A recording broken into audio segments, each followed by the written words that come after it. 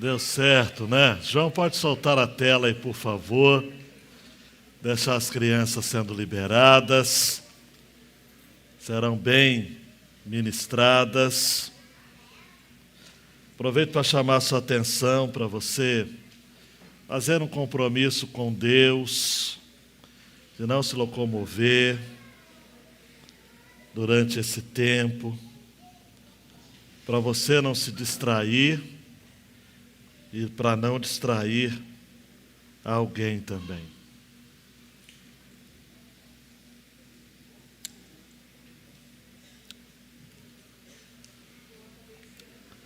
Na porção anterior, nós temos Jesus abençoando um grupo de crianças e ministrando a elas a bênção. Nós temos falado muito de bênção, não é? Versículo 15 do capítulo 18 de Lucas, o texto diz: traziam também as crianças a Jesus para que ele as abençoasse. Ao final, Jesus olha para aquelas crianças e olha para os demais ali e diz: olha, versículo 17: quem não receber o reino de Deus como uma criança, de maneira nenhuma entrará no reino de Deus. O sermão passado dessa série, sem ser o domingo passado, o outro, falei sobre a alma de uma criança. Eu me lembro que eu reforcei esse ponto, mas nunca é demais repetir. N.T. Wright, no seu comentário, ele vai nessa direção também. Quando Jesus fala de que quem não se converter como uma criança não vai herdar o reino dos céus, ele não está oferecendo uma visão romântica ou sentimental das crianças. Abrindo parênteses aqui, quem tem criança em casa sabe que de anjinho eles não têm nada. Não são perfeitos. Não são sem pecado, absolutamente. Mas o que Jesus quis salientar, ele que vivia diariamente em um povoado, ele que era o irmão mais velho e que havia ajudado seus pais a criar os seus irmãos menores, ele que sabia que as crianças sabem ser exigentes, e vamos combinar uma coisa, às vezes irritantes. Mas o que Jesus está querendo dizer é receber o reino de Deus com a humildade de uma criança. Como um bebê recém-nascido que é amamentado pela mãe e que do nada sorri para ela, olhando para os seus olhos e para o rosto dela. Uma criança satisfeita. Essa é a ideia. O cidadão que a gente vai ver agora nesta passagem, ele é o antônimo, é o contrário de uma criança que se sente satisfeita ao ser amamentada e sorri olhando nos olhos e no rosto de sua mãe. Nós vamos estar falando agora de um jovem, um governante rico, um sujeito proeminente, um sujeito granfino, autoconfiante, bem organizado na vida, decidido. Mas alguém que, ao contrário da criança que sorri ao olhar nos olhos da mãe e no rosto dela, porque está satisfeito, esse cidadão, pasmem vocês, olha no rosto de Jesus, a quem ele chama de bom, e vai embora triste. Nós vamos falar, João Roque, Roberta, Natália, irmã Ivani, de alguém que queria impressionar Jesus com a sua religiosidade e com a sua devoção. Alguém que chegou diante de Jesus e falou o seguinte: Jesus, eu estou com tudo e eu ainda estou prosa. Parece que ele não falou, mas ele poderia ter falado aquilo que o fariseu falou diante do publicano. Ao contrário dos pecadores, eu sou o cara. Nós vamos falar de alguém que tem um histórico moral puro. Ele obedecia aos mandamentos que conhecia. Mas ele faz uma pergunta para Jesus e quem pergunta quer ouvir. Quem pergunta quer saber a resposta. O que ele iria fazer para herdar a vida eterna? E Paulino, já a resposta de Jesus mexeu com ele. E a conversa que Jesus vai ter com a multidão também e com seus discípulos. Tudo isso enquanto Jesus se aproxima de Jerusalém para ser executado numa cruz. O tema da mensagem desta noite é sugestivo. Ser ou ter? Eis a questão. É uma paráfrase modificada da famosa frase de Shakespeare. Para Shakespeare, ser ou não ser é a questão. Para Jesus de Nazaré, ser ou ter. É incrível como que há pessoas que fazem de tudo para ser igual a esse cara aqui. Talvez eu esteja falando para muita gente aqui que se identifique com esse cidadão. Mas eu sei que eu estou falando para muita gente aqui que não se identifica hoje, mas que um dia quer ser. Mas Jesus, ele inverte a pirâmide.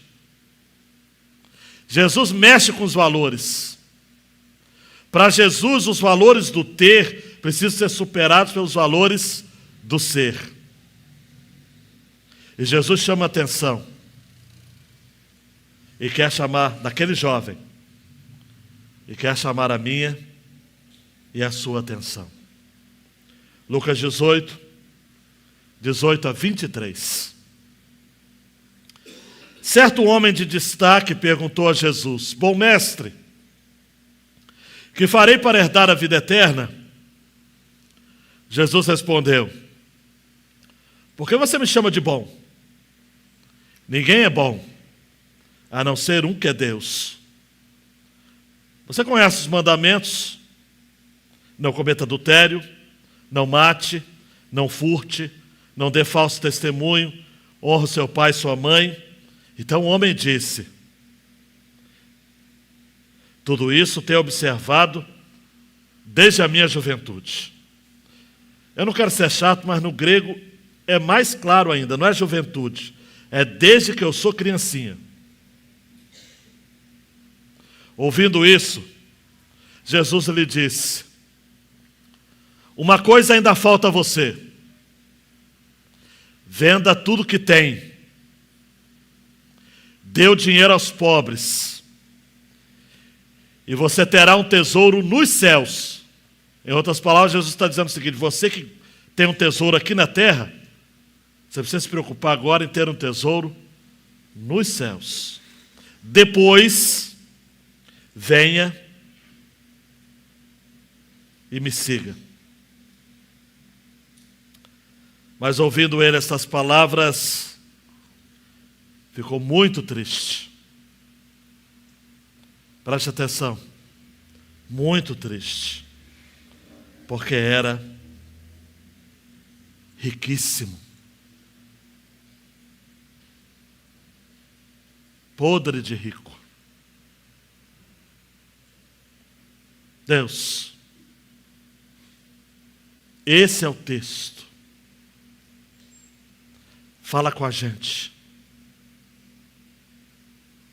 Prestemos atenção àquilo que o Senhor quer falar. No nome de Jesus. Amém. A grande ideia desta passagem, João Marcos, me ajuda aí, na nossa caminhada com Jesus, os valores do ter são superados pelos valores do ser. Todas as pessoas que chegaram para Jesus tendo alguma coisa, foram convencidos de que para seguirem a Jesus, eles teriam que abrir mão. Episódios como esse do jovem vai acontecer em outros momentos. Nem sempre Jesus pedia para que as pessoas vendessem tudo que tinham. Mas Jesus percebeu que aquele jovem tinha um ídolo no coração. E esse ídolo era o ídolo das riquezas. Porque quem tem riqueza, amados, acredita que está no controle da situação. Você conhece gente que tem dinheiro e acha que tem controle sobre a vida das pessoas. Você já deve ter ouvido aquele ditado popular que diz que o dinheiro não traz felicidade, mas manda comprar, manda buscar.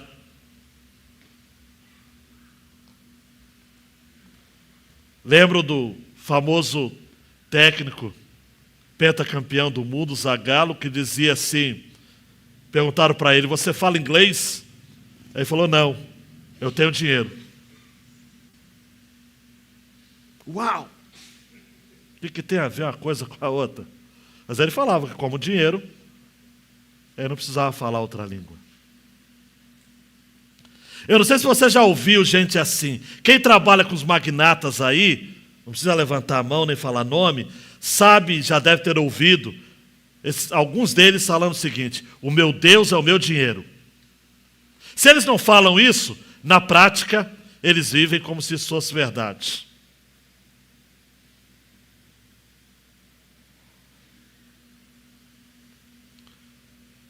Só que nós sabemos aqui, vamos combinar uma coisa, João Marcos dando um clique, que para Jesus o ser é mais importante do que o ter.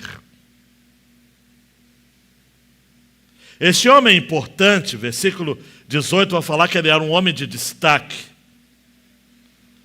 Eugene Peterson fala que era um homem público. Chega para Jesus e diz, bom mestre, o que eu devo fazer para alcançar a vida eterna? É como se ele dissesse assim, não sei se você vai concordar comigo, mas espero que sim. Quanto custa a vida eterna? How much? Quanto custa a vida eterna? Eu estou disposto a pagar. O que eu devo fazer para herdar a vida eterna? E ele chama Jesus de bom, não é porque ele queria bajular, é um bajulador. Ele é um homem de destaque, acostumado a ser bajulado. No Brasil, gente, o Brasil tem a cultura de bajular. Bajula político, bajula empresário, bajula pastor, os caras querem bajular. Porque acham que quando chegam já chamando de bom, já ganham algum crédito. Eu tenho pavor de bajulação. Jesus tem horror. Ele não suporta. Por isso que Jesus, logo de bate pronto, devolve a pergunta com uma outra pergunta. Por que você me chama de bom? Ninguém é bom, a não ser um, que é Deus. Claro que Ele e Deus e o Espírito são uma essência só. Jesus está negando a Trindade. Ele só está tocando no coração daquele homem, dizendo o seguinte, você está me chamando de bom porque você crê em mim mesmo? Ou você está chamando a mim de bom porque você quer ganhar alguma coisa? Me permita a franqueza, mas é como se Jesus dissesse o seguinte, qual é a sua, meu jovem? Esse jovem é como Lázaro, da parábola que você conhece, do capítulo 17. Ele, 16. Como Lázaro, esse jovem imaginava que a vida é só vivida aqui na terra.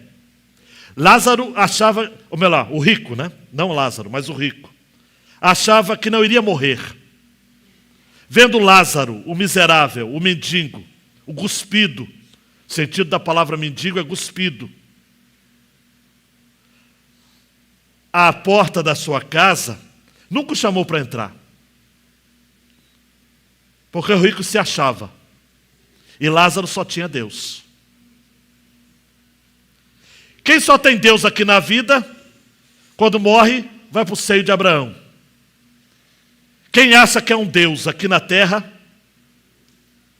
na outra vida, vai para o inferno. O inferno é lugar de gente que confia em si mesmo. É lugar de gente que se basta. Por isso que esse jovem é assim. Ele acha que se basta. Ele é sincero, consciente. Ele não é um ladrão.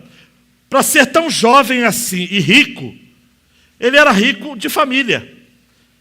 Provavelmente havia herdado uma fortuna. A sua família era piedosa, conhecia os mandamentos. Ele estudou numa sinagoga. Se fosse nos nossos dias, ele frequentaria a escola dominical. O culto de quinta-feira ele não faltaria nunca. Atuaria em algum ministério da igreja, certamente. Participaria de eventos. Ele é alguém que conhecia a Escritura. Conhecia a fé dos crentes. Sua teologia era correta. Ele vivia. Mas ele tinha um ídolo no coração. Ele amava o dinheiro. E Paulo vai dizer mais tarde a Timóteo que o amor ao dinheiro é a raiz de todos os males. Eu não quero delongar nesse ponto, mas o amor ao dinheiro é um perigo tanto para quem é rico quanto para quem é pobre também, tá ok? Não fica aí dizendo, eu nunca vou amar o dinheiro, eu nunca tenho mesmo. Porque não é tanto o dinheiro que arruína a alma, mas é confiar no dinheiro. Talvez você não tenha, mas você confia nele. Você diz, se eu tivesse. É um ídolo no seu coração. Também, esse jovem é tão piedoso que nos textos paralelos de Mateus e de Marcos, ele vai se ajoelhar diante de Jesus. Ele se expõe diante de Jesus. Se arrasta e diz assim, o que eu devo fazer? Me permita fazer uma suposição aqui. Eu acho que quando esse jovem falou o que eu tenho que fazer, Jesus deve ter pensado, o quê? Eu entendi direito? Pô, eu estou indo para a cruz, cara. Eu estou indo para Jerusalém para morrer por esse miserável. Pela humanidade inteira. Eu vou morrer até pelo Vinícius, lá de Angra. E esse está falando o que eu devo fazer para herdar a vida eterna. Para esse jovem, queridão e queridona, ter a vida eterna era como receber um lote, receber uma fortuna, uma herança. Era uma questão de sorte. Para esse jovem pobre e rico, era como herdar alguma coisa, por desempenho, por mérito. Mas a vida eterna nunca foi algo que se deve fazer para obter. Vida eterna é crer em uma pessoa. João 17:3, a vida eterna é esta, que te conheçam a ti só, por único Deus verdadeiro, e a Jesus Cristo a quem enviaste. O quê? Jesus deve ter pensado, eu entendi bem. O que você tem que fazer?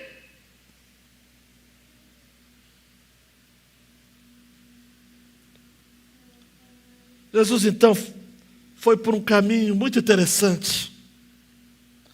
Ele falou, já que você me chamou de bom, e não há ninguém bom que não seja Deus. Vamos lá.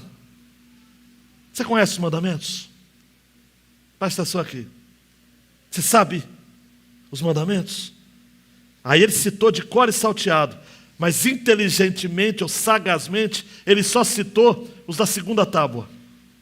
Há duas tábuas dos 10 mandamentos. A primeira refere-se ao amor a Deus.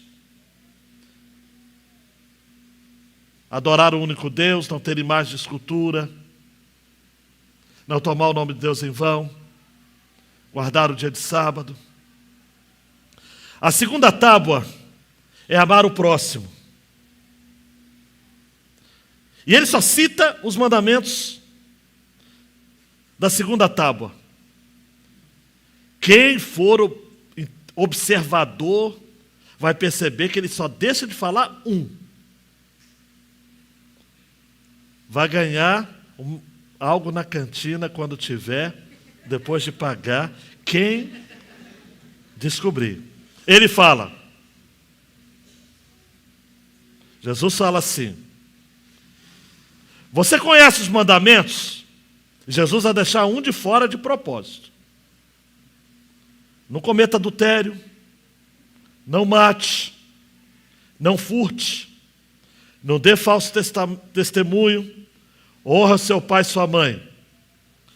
Qual que Jesus criteriosamente deixou por fora? Não, da segunda tábua. Da segunda tábua. Não cobiçarás.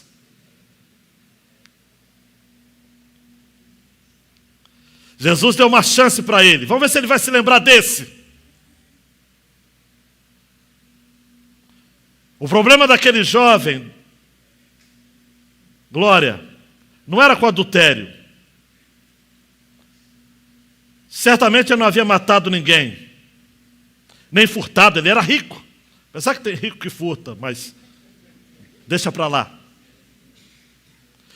Falso testemunho, honrar pai e mãe, me pareceu um jovem que algumas mães aqui iriam dizer, eu faria maior gosto de ser meu genro.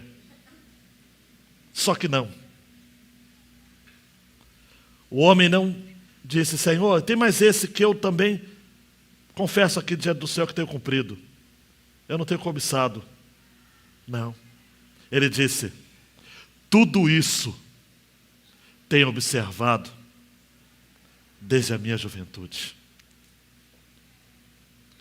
A generalização é a forma que muita gente, até nos nossos dias, tem usado de justificativa de Deus para não mudar de vida.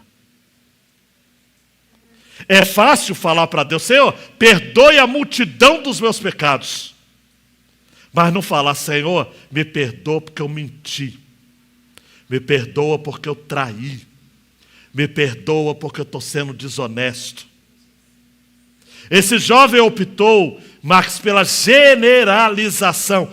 Tudo isso eu tenho observado. Aí, Laís, Jesus pensou o seguinte, cara, ele não lembrou do não cobiçarás. É o 10º. Não cobiçar a mulher do próximo, não cobiçar a casa do próximo, não cobiçar bem nenhum do próximo. Não cobiçarás tem a ver o seguinte, não deixe o dinheiro ser seu senhor. Mas eu quero esse jovem, porque o Mateus Marcos vai dizer que Jesus o amou. Olhe para mim. Lucas não fala isso, mas por isso que a gente tem que ler os textos paralelos, não é? Jesus o amou. E olhou para ele e falou, misericórdia, uma coisa te falta. Cara, você tem problema com cobiça. Você tem problema com a avareza. O dinheiro é seu Deus. Você não possui riquezas. Você é possuído por riquezas. Vai. Venda tudo que tem. Tudo. Me lembro daquela parábola que eu vou citar depois, mas eu não estou aguentando esperar, vou citar agora. Da pessoa que encontra um tesouro num determinado terreno e ele vende tudo para comprar aquele terreno. Estão comigo? É isso que Jesus está propondo para ele. Cara, vende tudo. Vende tudo e me tenha. Vende tudo e me leve com você no seu coração. Abra mão da riqueza. Abre mão dos bens. Abra mão desse orgulho, dessa avidez que você tem por coisas materiais. Vende tudo que tem. Dá o dinheiro aos pobres. E você terá um tesouro nos céus. Cara, é nos céus que você precisa ter o tesouro. Jesus vai falar no Sermão do Monte. Não ajunteis para vós tesouros na terra, onde a traça e a ferrugem consomem, os ladrões miram e roubam. Ajuntei tesouros no céu, onde nem a traça e a ferrugem consomem, e nem os ladrões minam e roubam. E depois disso, vem, siga-me. Mateus, que Jesus está dizendo o seguinte, porque aí você vai estar mais leve. Cara, você precisa estar leve. Eu quero você leve. Eu quero você livre, leve e solto. Eu quero ver você me servindo. Eu quero que não tenha espaço nenhum no seu coração para outro Deus a não ser eu. Eu quero ser o cara para você. Eu quero ser o seu travesseiro na noite. Me permita a poesia meio que rasteira. Eu quero ser o seu sol durante o dia. Eu quero ser as estrelas para você olhar, e se você puder contá-las, você vai saber a imensidão do meu amor por você. Eu quero ser o mar que você transita. Eu quero ser a obsessão da sua vida. Eu quero ser a paixão da sua vida mais do que qualquer mulher deste mundo. Eu quero ser tudo para você. Me deixa ser. Tira a riqueza do coração. Tira essas tranqueiras do coração. Vai, abre o coração. Deixa eu entrar. Vem e siga-me.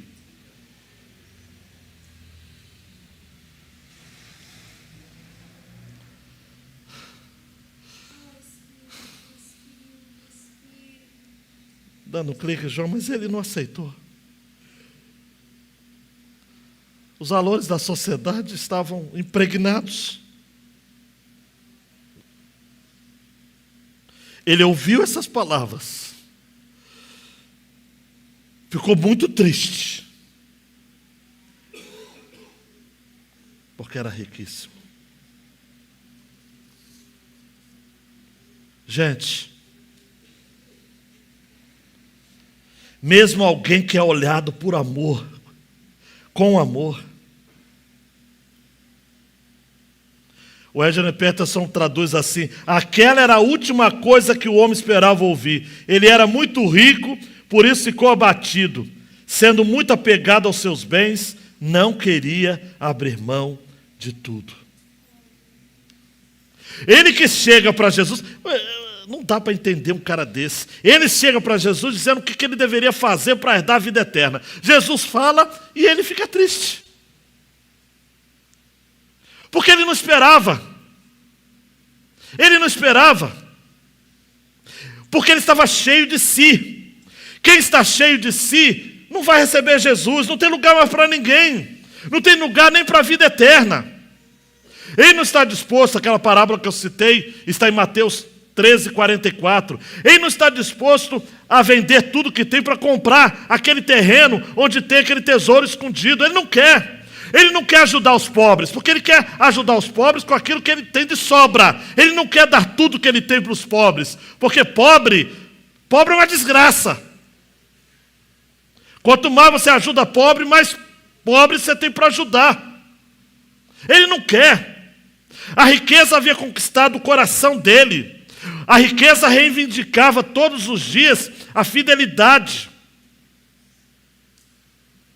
Ele não queria focar no reino. Ele não queria seguir a Jesus. Ele ficou triste. No grego, amados, a palavrinha aqui para triste é dominado com pesar a ponto de a tristeza causar a própria morte. O texto não nos diz, mas não é de se duvidar, cita, ok? Que ele tem até se matado depois, de tanta tristeza.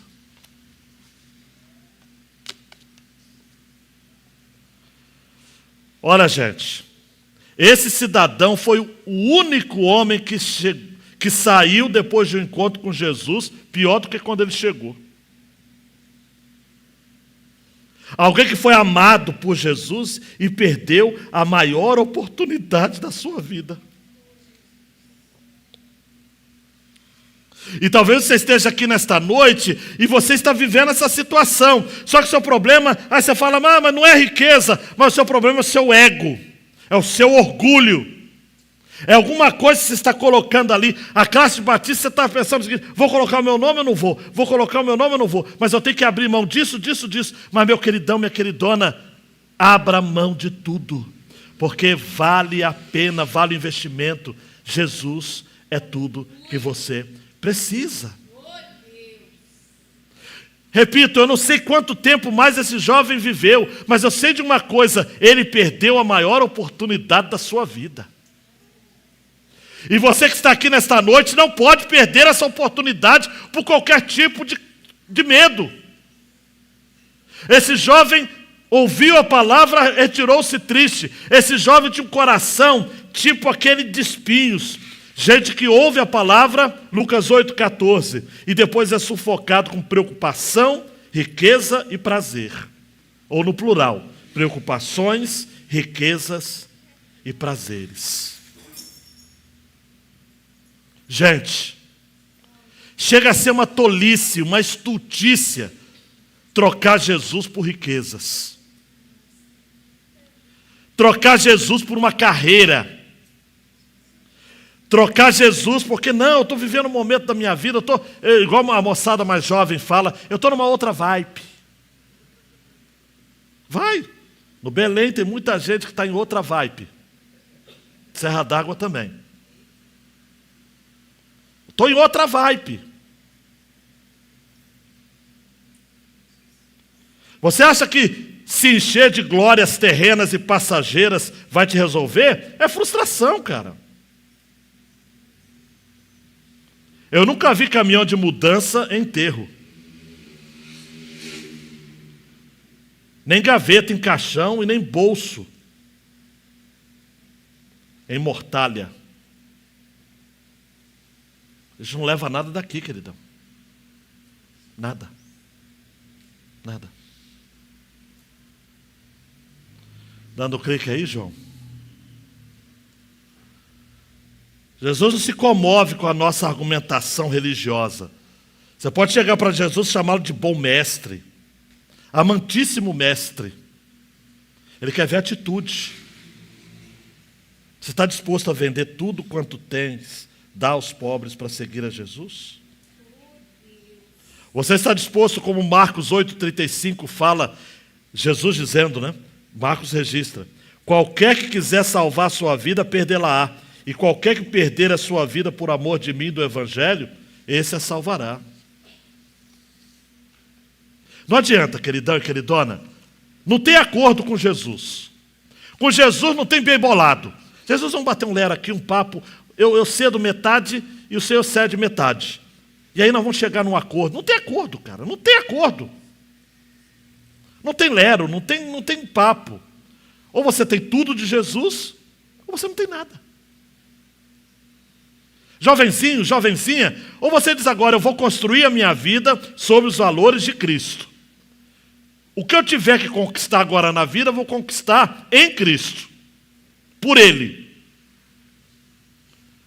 Porque eu sei que se eu for um ninguém aos pés da cruz, eu vou ser mais do que qualquer outra pessoa que eu vier a ser longe dEle. Eu quero é Jesus. Eu recebi Jesus com 9 anos de idade. Eu nem sabia o que eu estava fazendo direito, mas eu disse, Jesus, eu quero construir a minha vida sobre o Evangelho. Naquela semana que eu recebi Jesus, eu já entendi algumas coisas. Não tudo, obviamente. E eu fui entendendo passo a passo. Não dá para ser Jesus, seguir a Jesus, ao mesmo tempo seguir o mundo, a moda, a cultura deste tempo perverso. As guerras que a gente trava com a cultura, o feminismo, o machismo, o racismo estrutural. Não dá para a gente dar a mão com esse pessoal. A gente tem que seguir a Jesus, cara. Eu estou com Ele e Ele está comigo. Jesus olhou para dentro desse jovem e o amou e disse o seguinte: cara, só falta uma coisa. Elinho, eu fico pensando, Jesus falou, uma coisa ainda falta a você. Tem gente aqui que está faltando muito mais do que uma, duas, três. Então esse jovem ainda estava muito melhor do que muita gente que está aqui. Ele falou, cara, você só tem uma coisa. Glória a Deus se você for como ele e só tiver uma coisa só faltando. Você está muito bem. Mas esse jovem não quis. João Marcos, a lei moral não salva ninguém. A lei cerimonial, então, muito menos. Não comer carne de porco, guardar sábado. Só Jesus Cristo salva. Jesus cumpriu os 10 mandamentos por nós. Somos livres em Cristo. Eu não sou legalista, pode dizer que os 10 mandamentos estão atuais nos nossos dias. Sim, em Cristo. Nele eu cumpro os 10 mandamentos. Fora dele eu não cumpro nenhum. Fora dele eu estou com o Tiago. Qualquer que guardar toda a lei, tropeçar em um só ponto, tornou-se culpado de tudo, de todos. Esse negócio de guardar a lei, amado, sem Jesus é a maior furada. A lei, Paulo vai dizer aos Gálatas, nos serviu de pedagogos, de aio. Nos conduziu a Cristo. Quando a gente chega em Cristo, a gente não precisa mais da lei. Porque a gente tem a fé. Esse jovem se orgulhava de guardar a lei. Ó, que bonitinho. Mas ele era um iludido. Porque naquele mandamento que dizia respeito à sua fraqueza, ele nem citou. Ele nem depois falou com Jesus, Jesus, eu ainda tenho esse. Não, não. Ele falou, eu tenho guardado tudo. Tudo. Quem guarda tudo? Quem? Quem é que guarda os 10 mandamentos? Agora, quem quer que Cristo cumpriu os 10 mandamentos por mim e por você? E nele nós somos livres da lei porque vivemos debaixo da graça. Levante a mão. Isso faz toda a diferença. Eu não quero saber da lei. A lei me conduziu a Cristo. E agora eu tenho Cristo.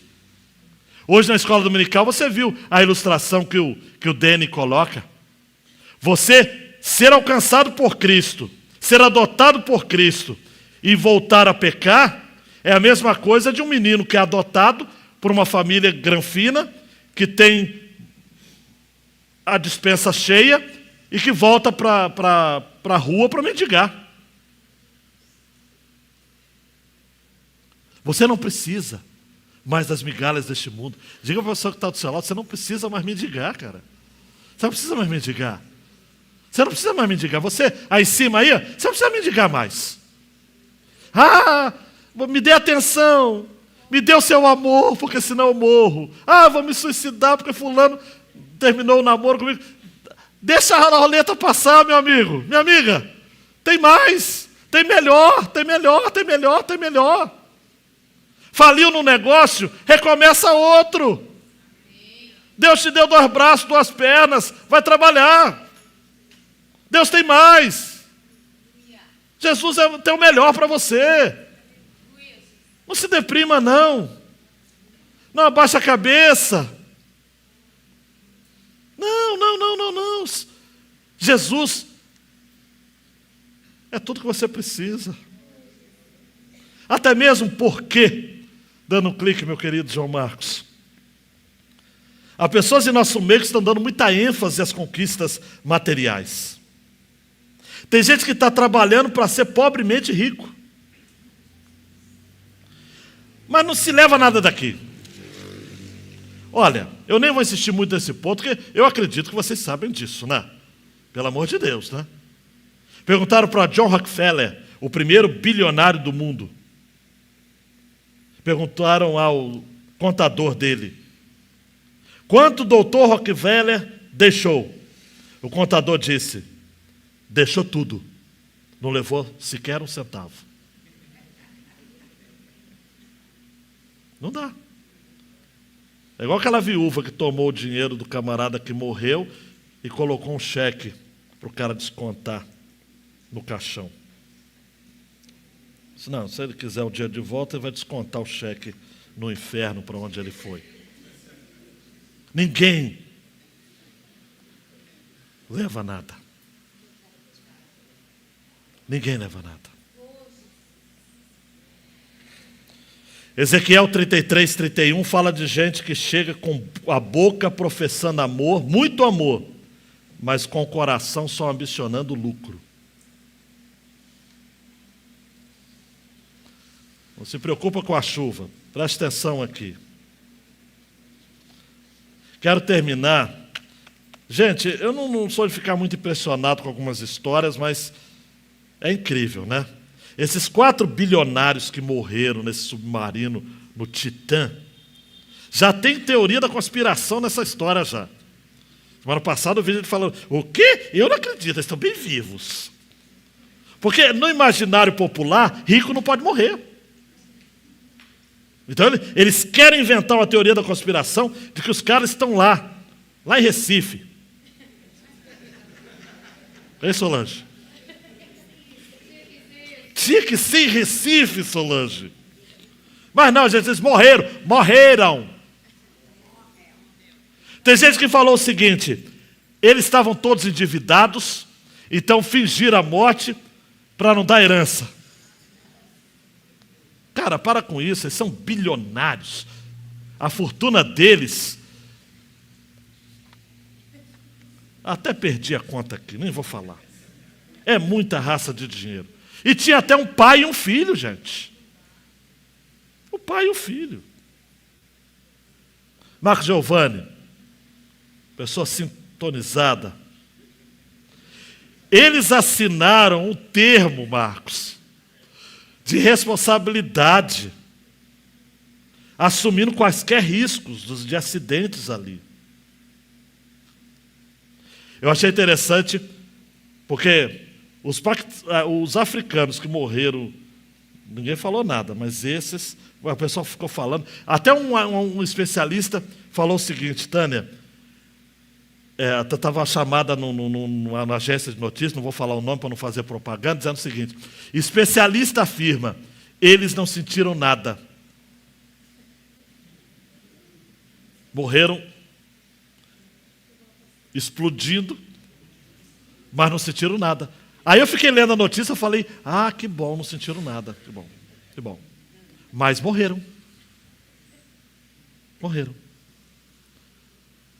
Em entrevista a um portal americano, um psicólogo, Scott Lewis, que só tem cliente magnata. Sabe o que ele falou? Falou o seguinte, eu vou até impostar a voz porque é uma fala de um psicólogo. De acordo com as novas tecnologias, os ricos, por conta delas, estão sempre perseguindo emoções cada vez mais perigosas. Isso, segundo o psicólogo, por uma sensação de vitalidade. Já que eles têm segurança em partes da sua vida, como finanças, então eles querem buscar a emoção e o risco em outros lugares. Eles buscam por sensações, como pessoas que desejam aliviar a dor, evitar a dor, ou uma sensação de poder. Tá. Mas para os 4, eu vou até tirar só o piloto, só o piloto ali, dono da empresa. Mas para todos esses, eu vou incluir ele também. O Senhor falou com eles enquanto havia ar naquela cabine. Eu vou chamar de cabine, não é cabine, é tipo uma cápsula, né? Um submarino. O Senhor falou com eles. Regina, eu creio nisso, Max. Louco. Dá até para arrepiar, hein? Louco. Esta noite lhe pedirão a sua alma. E o que você tem preparado? para quem será?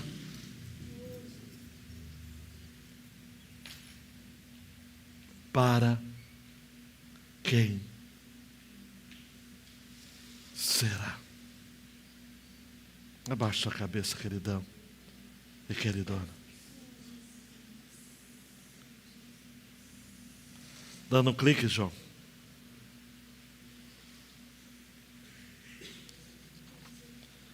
Na nossa caminhada com Jesus, os valores do ter são superados pelos valores do ser. Chega uma hora que a conta vem. Olhe para mim, chega uma hora que a conta vem. E aí, você está preparado? Você está preparado? Você está preparada?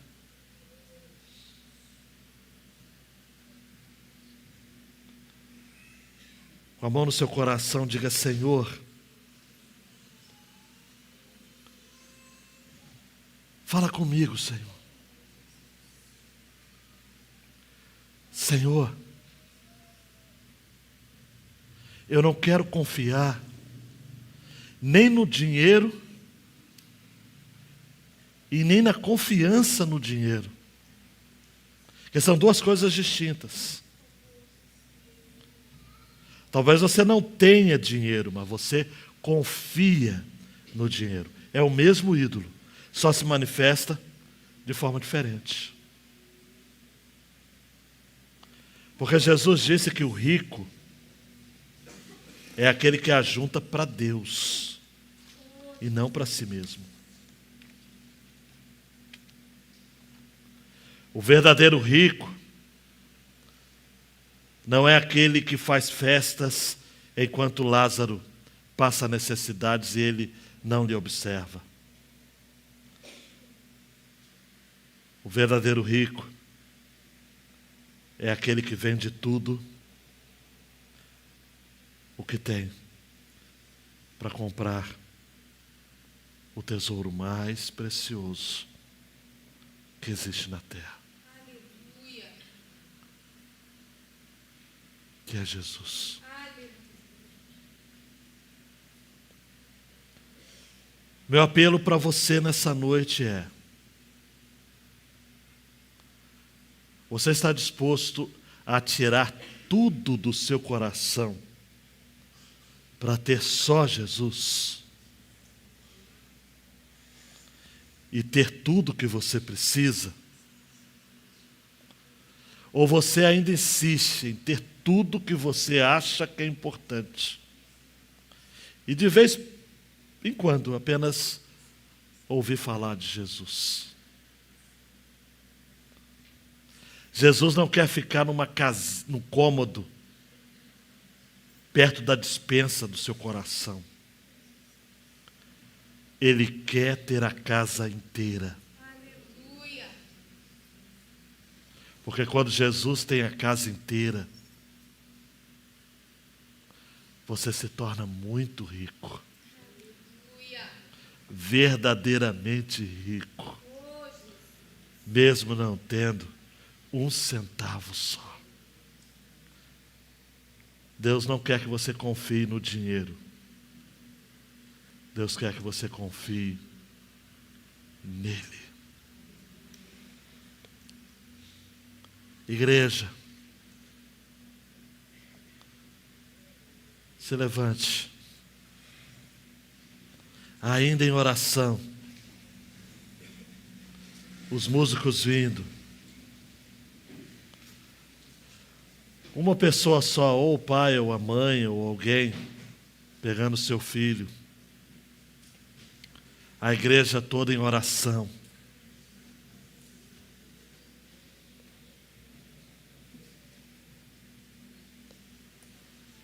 Que tal parar? A história do rico e Lázaro é muito paralela a essa, né? O rico que tinha tudo aqui na terra, no inferno ele queria que Lázaro molhasse o dedo para trazer um pouco de alento à sua tortura existencial. Mas daqui a alguns domingos, e eu espero que você esteja com a gente, convertido, é claro, nós vamos chegar à história de um cidadão que fez o oposto do jovem rico. Lá no capítulo 19. Quem se lembra o nome dele? Fez o contrário do jovem rico. Zaqueu. A despeito de ser muito rico,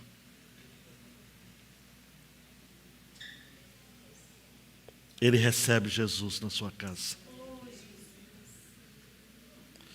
E Jesus termina o texto dizendo: hoje veio salvação a esta casa. Aleluia.